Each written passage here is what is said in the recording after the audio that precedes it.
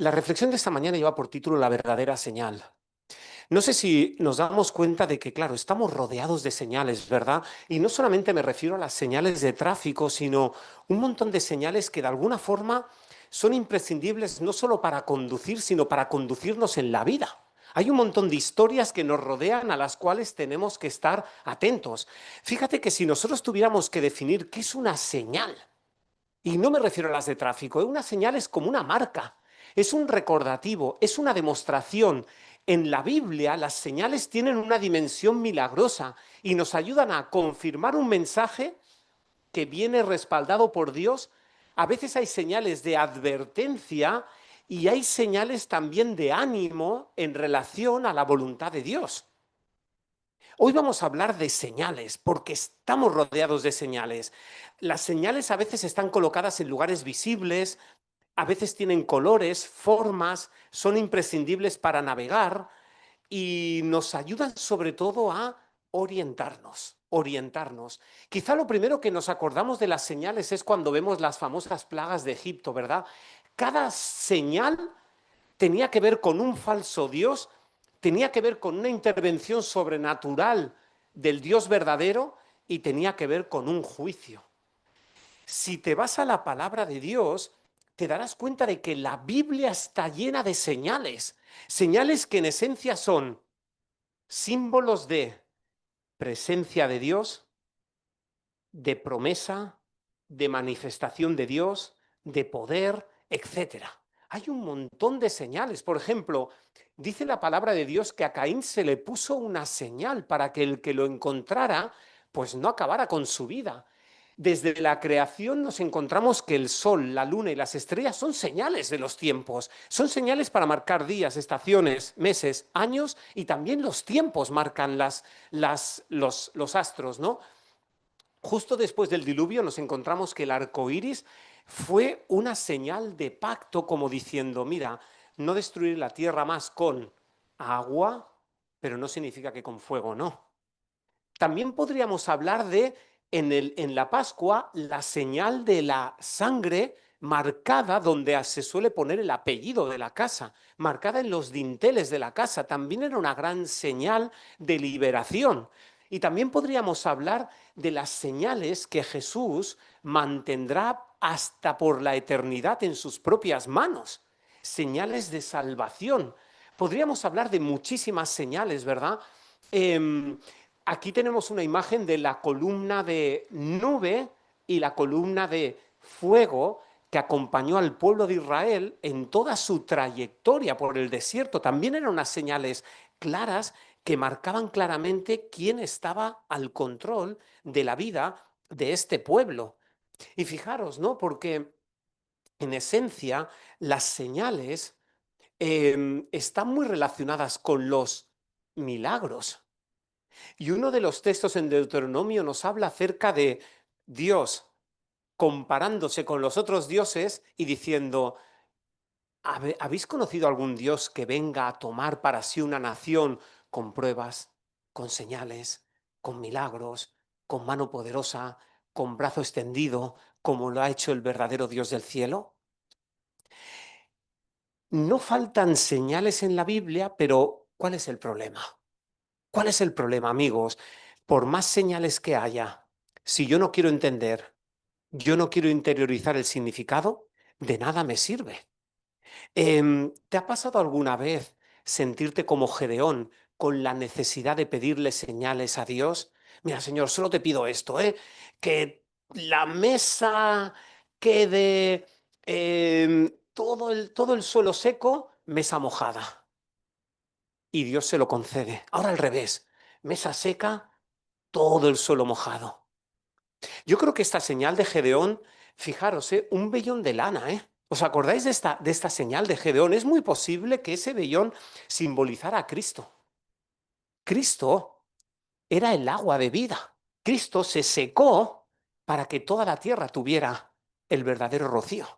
Es muy posible que significaría eso y posiblemente Gedeón entendió el significado de esa señal. Pero ¿cuántas veces nos puede pasar que nosotros también pidamos señales a Dios? Señor, o me das esto y si no, no funciona. A veces no soy capaz de detectar las señales a pesar de estar bien claras. Frente a tanto falso Cristo, falsos profetas, tanta fake news, tanta inteligencia artificial, hoy en día ya no te crees ninguna imagen. Incluso hay jueces que ya no se creen los audios o las fotos porque pueden estar adulteradas. Y entonces uno llega a pensar, entonces, ¿de qué estamos hablando? Fijaros que como iglesia adventista estamos llamados a estar atentos a las señales de los tiempos. Incluso en la Biblia nos habla acerca de las señales de los portavoces de Dios, los verdaderos y los falsos. Preguntan esta mañana, ¿qué señal estamos esperando que ocurra? ¿Qué señal estamos esperando que ocurra? Nos puede pasar que a veces miramos hacia el Vaticano y si allí pasa algo, esta era la señal que yo estaba pasando. Otros llegan a mirar a Israel, a Jerusalén. No, no, no, si ahí se construye el tercer templo, esa es la señal. ¿Qué señal estamos esperando que ocurra? ¿Qué señal esperamos que ocurra en un sentido espiritual? ¿Cuáles son las señales de los tiempos y cuáles son las mejores señales de los tiempos? Esa es la propuesta de reflexión en esta mañana. Y me gustaría hacerlo a través de 2 episodios de la vida de Jesús relacionado con las señales. 2 episodios de la vida de Jesús relacionado con las señales. Si queréis profundizar en estos 2 episodios, en el deseado de todas las gentes, en el capítulo 20 y en el capítulo 44, os podéis encontrar allí muchos textos muchas citas que nos pueden profundizar en relación a estas señales. La primera de ellas pasa en un pueblo al norte del mar de Galilea. Esta imagen que veis aquí es la ciudad actual de Capernaum o Cafarnaum, ¿vale? Significa la ciudad de Naim, ¿no? Este era el nombre original. Esto está justamente al norte del mar de Galilea. Esto es el mar de Galilea o el lago de Genesaret, porque tiene forma de arpa. Hoy en día de Capernaum, fijaros, ¿no? Si tú sigues la costa, por este lado te encuentras Tiberias, Magdala, y por el otro lado del lago te encuentras Decápolis, donde el endemoniado Gadareno y otros aspectos, ¿vale? De Capernaum podéis ver que prácticamente son ruinas lo que quedan. Lo que nosotros podemos ver en esencia esta es la sinagoga donde se dice, donde muy probablemente Jesús predicó en esta sinagoga, porque Jesús hizo de Capernaum el centro de su ministerio. Y esta especie de octógono que veis aquí, esto es lo que le llaman la casa de Pedro, donde la suegra de Pedro fue sanado, se ha encontrado como una construcción circular. Ellos entienden que la casa de la suegra de Pedro, según ellos, o según la tradición, estaba delante de, si puedes bajar un poco el micro, Pablo, delante de la sinagoga, y ellos entienden que ahí estaba un poquito, pues, la casa de Pedro. Esto es lo que nos encontramos en Capernaum. El episodio que me gustaría hacer referencia justamente se encuentra en Juan 4, de los versículos 46 en adelante. Es una historia conocida. Mirad, Juan 4, del versículo 46 en adelante, nos encontramos, fíjate, ¿no? 2 días después, sale Jesús y se va a Galilea. Jesús mismo dio testimonio de que al profeta no se le honra en su propia tierra. Qué impresionante, ¿verdad? Porque cuántas veces Jesús se había movido allí, pero a veces lo más difícil para Jesús era transmitir la verdad en su propia tierra. Lo digo porque si a veces te cuesta transmitir la verdad en tu propia familia, a Jesús le pasó lo mismo a veces entre su propia gente, ¿vale? Y fíjate, llega a Galilea, los galileos lo reciben porque habían escuchado las señales que habían pasado en Jerusalén, porque habían ido a la fiesta. Fíjate que Jesús va a Caná de Galilea, combinando con la historia de Huber. Allí había convertido el agua en vino, no fue a Nazaret, porque en Nazaret no tenía buen recibimiento, no creían en él. Y fíjate que había en Capernaum un oficial del rey cuyo hijo estaba enfermo. Y claro, oye que había llegado Jesús de Judea a Galilea, se va a Galilea y le ruega por favor, desciende y sana a mi hijo que está a punto de morir. Y a mí me llama la atención que Jesús le pregunte una frase que me da que pensar, ¿no? si no oyereis señales y prodigios, no creeréis. Entonces dice que el oficial del rey le dice, Señor, por favor, descienda antes de que mi hijo muera. Jesús le dice, vete, tu hijo vive. El hombre cree en la palabra de Dios y se fue. Cuando él descendía, sus siervos salen a recibirle, le informan diciendo, tu hijo vive. Él pregunta a qué hora y le dijeron ayer a la hora séptima. El padre entendió que Jesús había sanado en la hora que le había dicho, tu hijo vive, y creyó él con toda su casa. Es una historia maravillosa, no, lo siguiente. Y me llama la atención porque me gustaría que desglosáramos algunos detalles, ¿eh?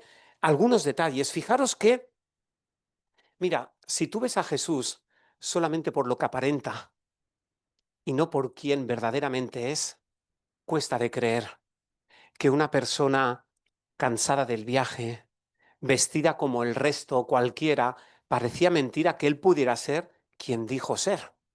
De hecho, el noble, cuando fue a ver a Jesús, al principio tuvo la duda y dijo, ¿será o no será? A ver si va a ser uno de tantos que viene diciendo lo que sea, ¿verdad? Sin embargo, los médicos habían desahuciado a su hijo, él sabía, el noble sabía que tenía que presentar su caso personalmente a Jesús, a pesar de haber mucha gente, no desistió. Y qué interesante, ¿verdad? Porque Jesús sabía lo que pensaba, Jesús sabía lo que sentía, incluso antes de que llegara, incluso antes de que llegara. Y qué interesante, ¿verdad? Porque el problema de este noble era que se había impuesto ciertas condiciones para creer en Jesús. Mira, o me concedes lo que te voy a pedir o no creo en ti. Preguntan esta mañana, querido amigo, ¿te ha pasado alguna vez cuestionar a Dios de esta manera? Señor, creo en ti si respondes a este milagro. Si no respondes a este milagro, no voy a creer en ti, Señor. ¿Te ha pasado alguna vez eso? O me das esta señal o dejo de creer. Hay veces que la vida es bien dura. Hay veces que hay situaciones bien complicadas donde la realidad supera las peores expectativas. Hay veces que podemos llegar a pensar así. Y fíjate que es interesante pensar que Jesús, Jesús sabía que se le había puesto esas condiciones. Jesús le hace una pregunta confrontacional y le dice, mira, eh, le dice una pregunta que le desmontó. Es que si no ves estas señales no vas a creer. Es que va a ser así en tu vida. Si no vas a ver estas señales no vas a creer en mí. Jesús le hizo una pregunta que dio que pensar, ¿verdad? Sin embargo, es como que el noble estaba tan agobiado que dice, yo voy adelante pase lo que pase. Em, y por eso le dijo esto de, por favor, Señor, descienda a casa, descienda a casa. Mi falta de fe, me estoy jugando la vida de mi propio hijo, descienda a casa, Señor, desciende a casa antes de que sea demasiado tarde. Creo que detrás de esta pregunta hay una serie de reflexiones que son para ti, para mí en esta mañana. ¿Sabes por qué? Porque Jesús quería mucho más que sanidad física. Jesús quería bendición para esa familia. Jesús quería restauración. Jesús quería encender una luz en Capernaum para la próxima vez que fuera a venir a Capernaum. Jesús quería dejar allí una semilla. Jesús quería bendecir como Él sabe hacerlo. Jesús tenía un don mayor que el don que este hombre quería, pensaba que sería lo más grande. Pero ¿sabéis una cosa? A veces tenemos que entender nuestra necesidad antes de desear la gracia de Cristo. ¿Cómo vas a recibir un salvavidas si no entiendes que te estás ahogando? Si yo ahora te preguntara que me definieras la gracia, ¿cómo me definirías la gracia si no la necesitas? ¿Entendéis? Para ir a Jesús tenemos que entender lo que Él puede hacer en mi vida. No puedo ignorar mi egoísmo, no puedo ignorar mi enfermedad espiritual, debo entender quién es Jesús, qué puede hacer por mí antes de poder recibirle. Y a mí me impresiona mucho esta cita que dice que Dios, el Salvador en el que creemos, no puede apartarse del alma que se aferra a Él invocando su gran necesidad. ¿Sabes una cosa, querido amigo? Mira, eh, La mayor necesidad para este noble, por más noble que fuera, por más recursos que tuviera, era precisamente su hijo. La mayor necesidad que él tenía era su hijo. Su mayor problema a lo mejor sería su incredulidad, sus limitaciones, sus condicionamientos a Dios, pero me encanta pensar que Jesús desde la confrontación y desde el cariño le iba acompañando a una fe creciente. ¿Cómo está tu vida, querido amigo, en esta mañana? ¿Cómo está tu vida? Sabes, este verano hemos estado con amigos de toda la vida en el pueblo de mis padres y nos conocemos desde que éramos muy pequeñitos, hace 30 años, y vamos creciendo y vamos teniendo hijos y cada año pues nos ponemos al día y ¿cómo estás? ¿Y cómo estás? ¿Cómo va todo? Y mientras las cosas van bien, pues genial. Pero una amiga que tenemos nos hablaba acerca de su hijo, ¿no? Un hijo deportista que de repente, deportista federado de mucho nivel, ¿no? De balonmano, que de repente le entró una afección complicada en su corazón. Y esta chica, claro, que no cree en Dios, claro, bueno, que no cree en Dios, que no lo enfoca desde ese punto de vista, ella nos transmitía sobre todo el concepto del agobio que uno puede sentir cuando su hijo padece una enfermedad que se escapa del control de los médicos. Un hijo sano, un hijo joven, un hijo con todo el potencial, pero de repente algo falla y se escapa del control. Es fácil leer el Evangelio cuando no nos metemos en la historia, pero cuando la historia del Evangelio es mi historia, entonces todo resuena. Entonces todo resuena. Fijaros que esta historia es maravillosa, ¿eh? Porque fijaros que esta historia ¿conocéis cuatro palabras de Jesús que posiblemente no olvidaría en la vida Jesús, el noble? ¿Os acordáis de esas cuatro palabras? Ve, tu hijo vive.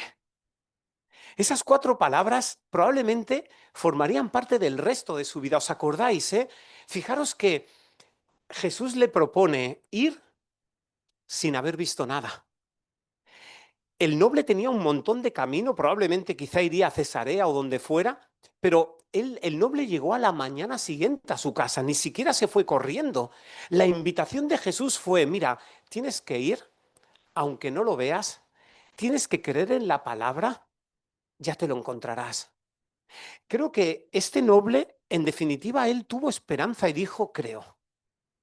Y empezó el camino a casa en paz, sabiendo que el milagro se iba a producir. Y llegó a casa de una forma diferente. Y muy probablemente sus siervos saldrían corriendo a recibirle como decir, uy, sé que llegas agobiado, pero no te preocupes, no te preocupes. Ayer a las 7 pasó algo muy raro. Hacía un montón de calor, el hijo tenía fiebre y de repente empieza a ponerse de color rosa, empieza a recuperar su salud, empieza a dormir, se levantó como súper fresco, tenía hambre, estaba bien. Y el noble pregunta qué hora, 7 de la tarde, ¿lo ves?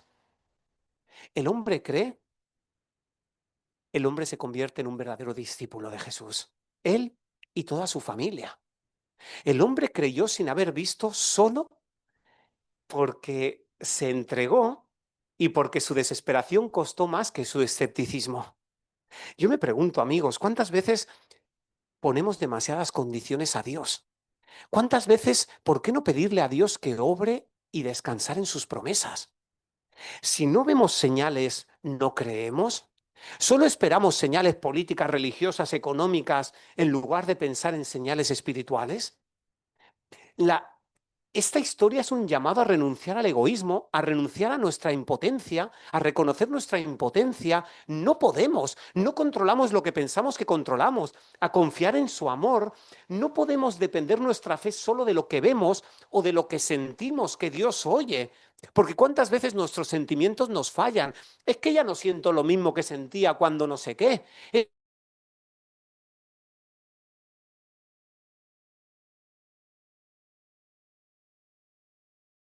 La vida es mucho más dura y más compleja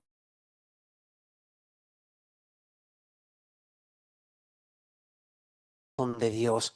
Esto me maravilla. Toda petición alcanza el corazón de Dios. Puede que tu historia en esta mañana sea parecida a la de este noble.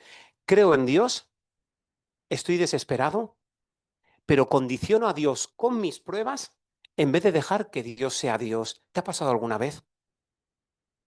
¿Te ha pasado alguna vez que Jesús nos tiene que venir y decir, ¿será que no crees si no ves señales o milagros? Bueno, yo voy a creer en la iglesia adventista si se cumplen las señales proféticas. Si no se cumplen, no voy a creer. O mejor dicho, voy a creer como creo que se van a cumplir. Pero ¿cuántas veces Dios nos invita a ir más allá?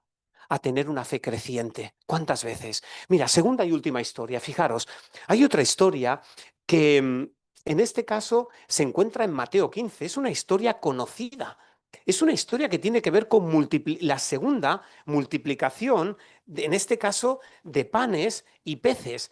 Y mira qué interesante, ¿eh? Porque estamos hablando como de un recorrido. Jesús venía de Tiro y Sidón. Una mujer sirofenicia había tenido más fe, incluso hablando solamente de las migajas. Hasta en las migajas Jesús había visto fe. En Decápolis, fíjate qué interesante, Jesús había dejado un endemoniado sano y de repente cuando vuelve a Decápolis se encuentra un hombre ciego o un hombre sordo y tartamudo y fíjate que Jesús suspira al pensar en la sordera de los que sí que tenían oídos y no querían escuchar.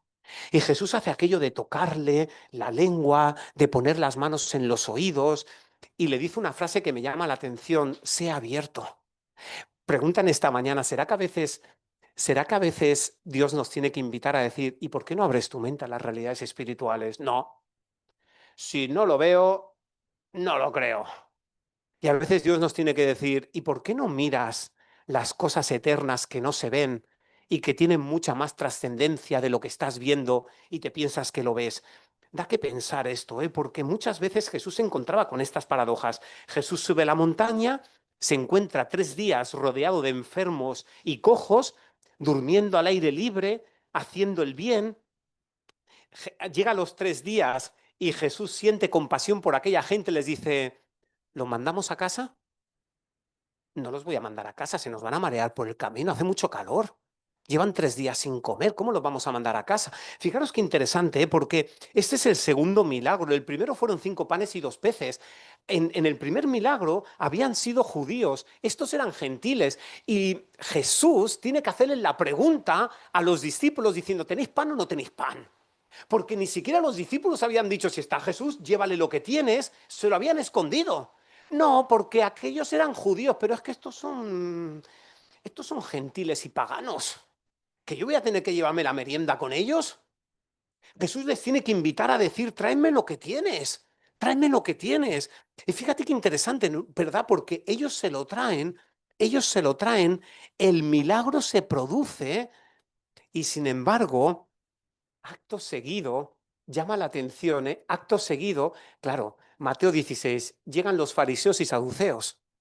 Y llegan allí toda la tropa. Y mira que estaban enemistados entre ellos, pero se ponen de acuerdo solamente para ir a tentar a Jesús.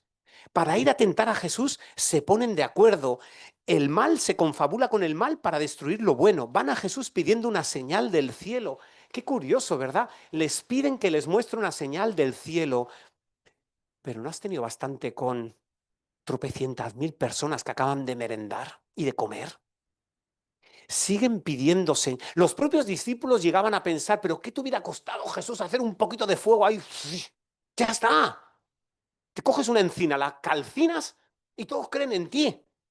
¿Será que a veces nosotros pensamos que, hombre, Jesús, si me haces esa señal, yo creo en ti? ¿Seguro que esa es la señal que tú más necesitas?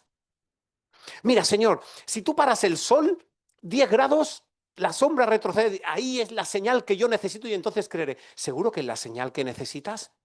¿Seguro que es la señal que necesitamos? Porque fijaros, lo que le pasó a Jesús es que se compungió y que llegó a decir, no es lo que necesitáis.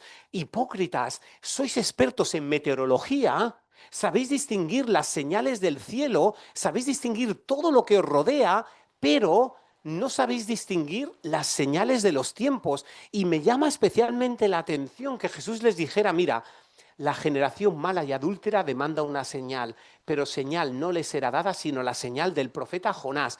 Hasta luego. Y se fue. Y se fue. ¿Pero por qué? ¿Pero qué significaba? ¿Pero qué te costaba haber hecho una señal? Los fariseos querían señales, pero eran señales que no le... En realidad no quiero señal, quiero pillarte. Quiero pillarte. La pregunta en esta mañana es, ¿cuál es la señal del profeta Jonás? ¿Cuál es la señal del profeta Jonás? ¿Que el profeta Jonás fuera un profeta atípico? ¿Esa era la señal? ¿Que el profeta Jonás dijera, va, tírame al mar? ¿Esa era la señal? ¿Cuál era la señal del profeta Jonás? La señal del profeta Jonás es que estuvo 3 días y 3 noches en el vientre del pez. La señal del profeta Jonás, yo creo que la experiencia de Jonás en el vientre del pez fue su experiencia propia de conversión. Desde el fondo de su pozo, desde el Seol para él experimentó un proceso de conversión. La señal del profeta Jonás es la señal de Cristo en la tumba. La señal del profeta Jonás es la señal de Cristo en la tumba. La señal de Cristo en la tumba es la señal del bautismo, amigo. ¿Cuánto hace que te bautizaste?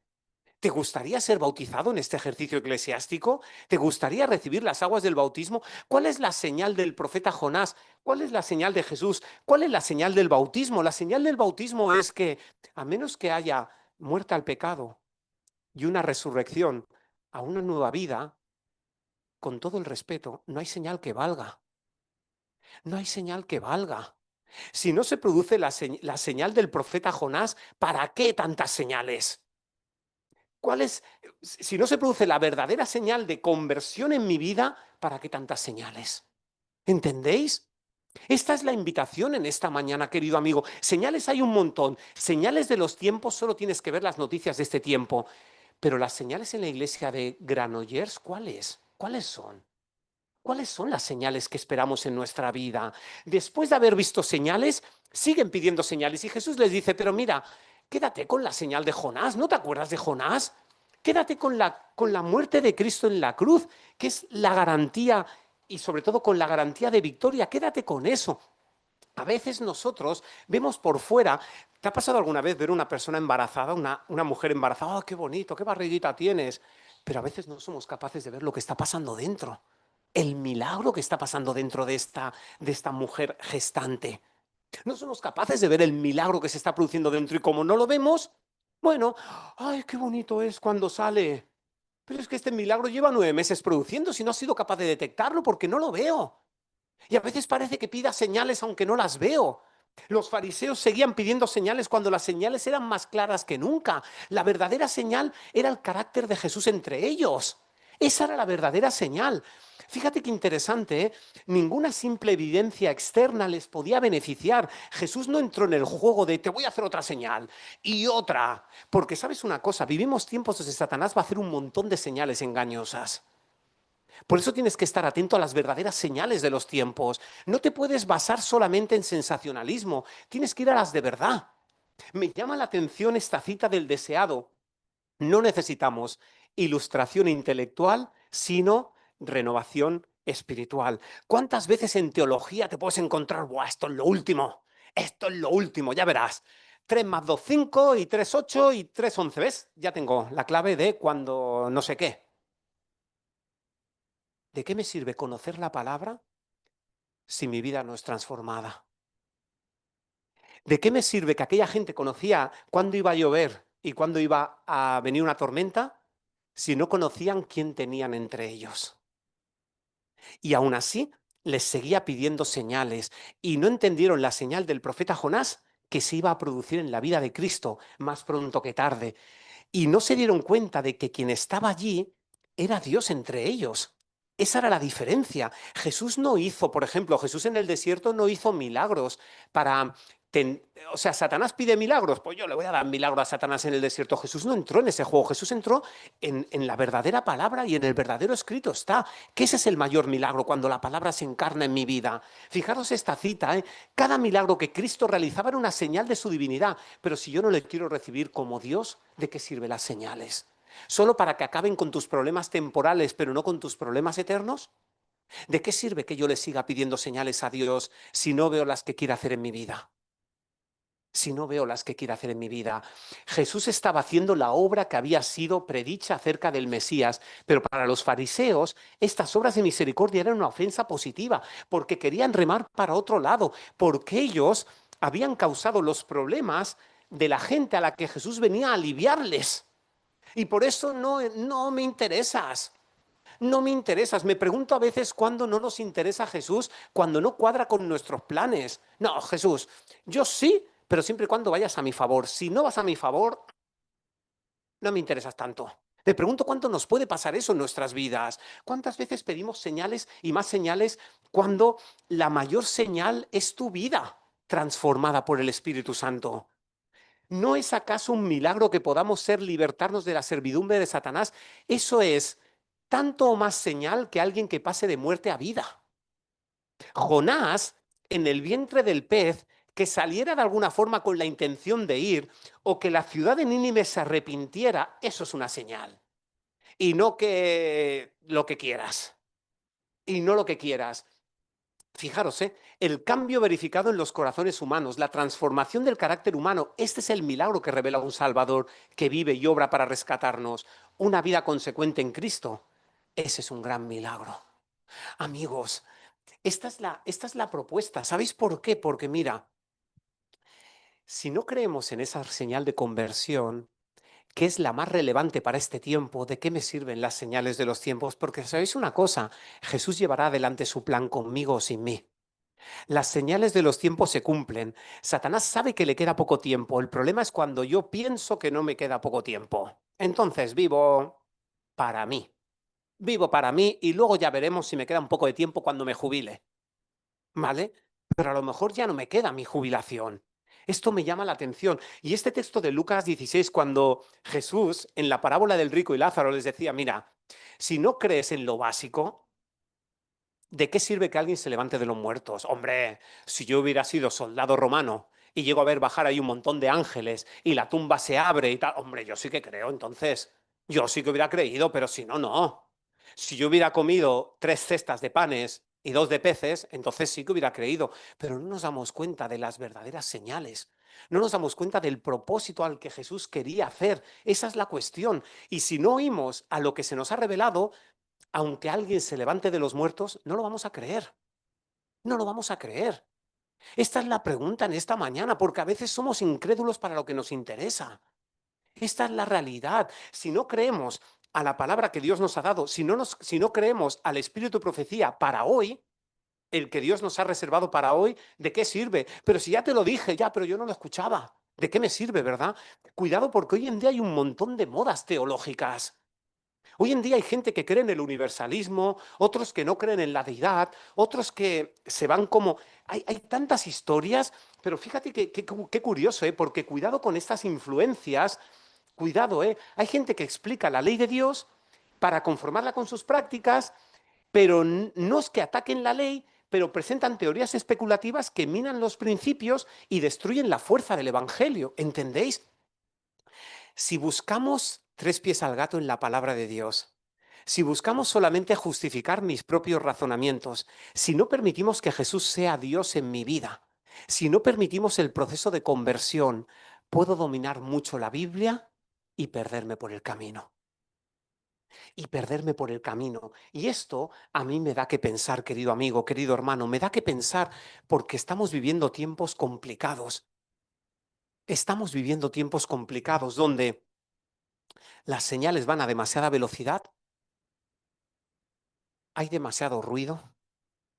A veces tenemos tantos problemas en la vida que no nos paramos y sabemos que nos tenemos que preparar para la vida eterna, pero no nos preparamos yendo a Cristo, sino que a veces me preparo conmigo mismo, pero no me entrego, no me entrego.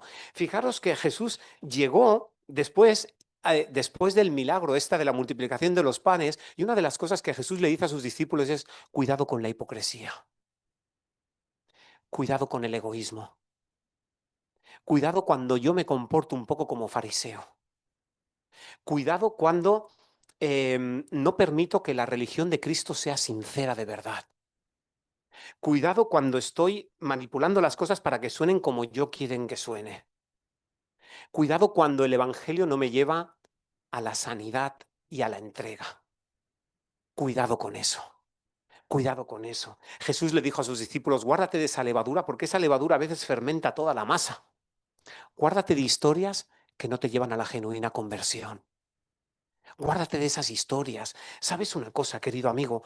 Vivimos tiempos donde, más que nunca, tenemos que permitir que Dios sobre nuestra vida.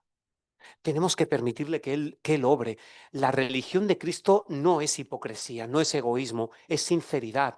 El celo por la gloria de Dios es el motivo implantado por el Espíritu Santo. Y únicamente la obra del Espíritu puede implantar este motivo. Únicamente el poder de Dios puede desterrar el egoísmo y la hipocresía. Este cambio, esta es la señal de su obra.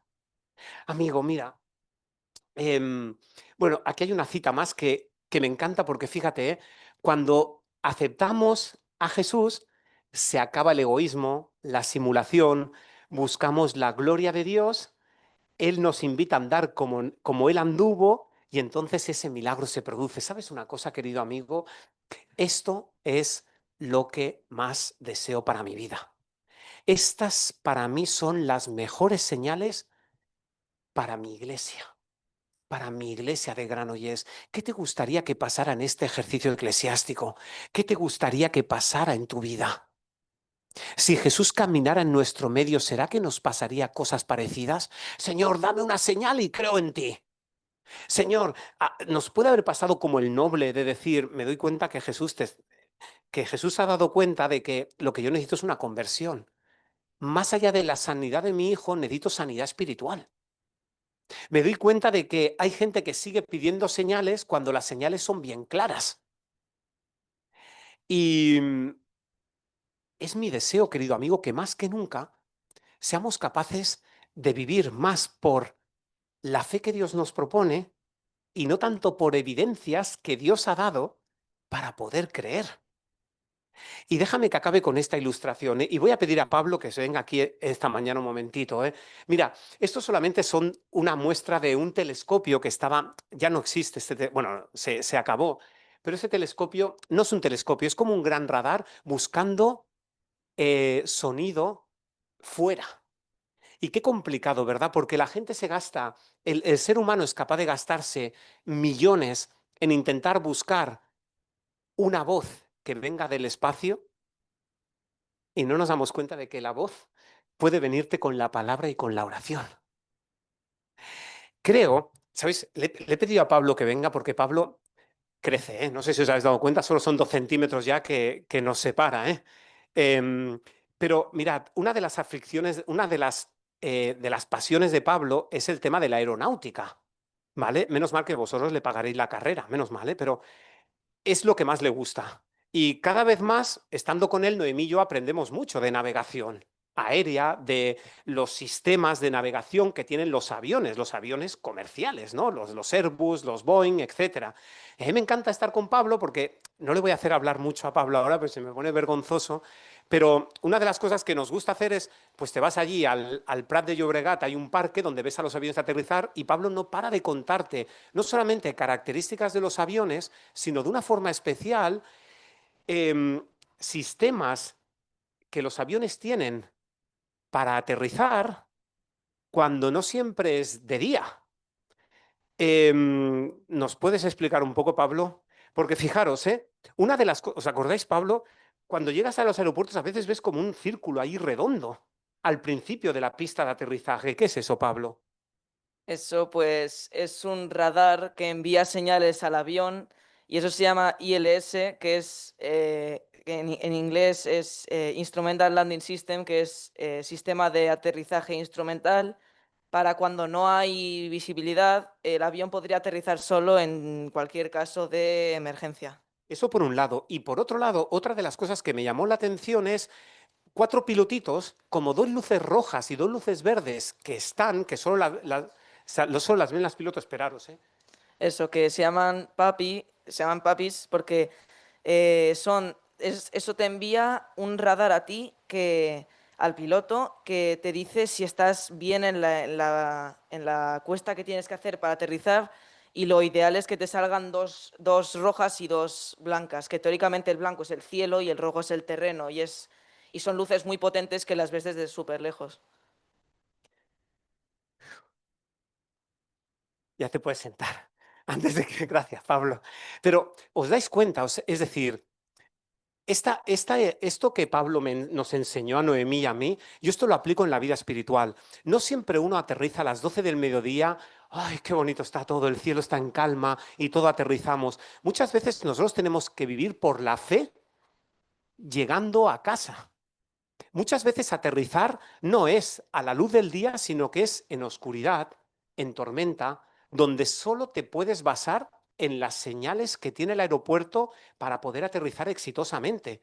Esto es lo que necesitamos. Amigos, Jesús no vio la salida de la tumba, no vio la salida de la tumba cuando estaba en la cruz, pero por la fe siguió adelante. Juan el Bautista no veía más allá cuando estaba en la prisión hasta que le vinieron noticias. Dios ha dejado señales, no solo el Papis, sino el Padre Celestial, ha dejado señales claras precisamente para que cuando nos podamos vivir experiencias complicadas en la vida, podamos entender que el Dios que te ama, que el Dios que ha estado contigo desde que te vio nacer, que ese Dios empezó una obra en ti y Él la acabará. Él no te va a fallar, Él va a estar contigo, a pesar de que a veces no lo veamos todo claro. Los verdaderos marineros se prueban en la tormenta.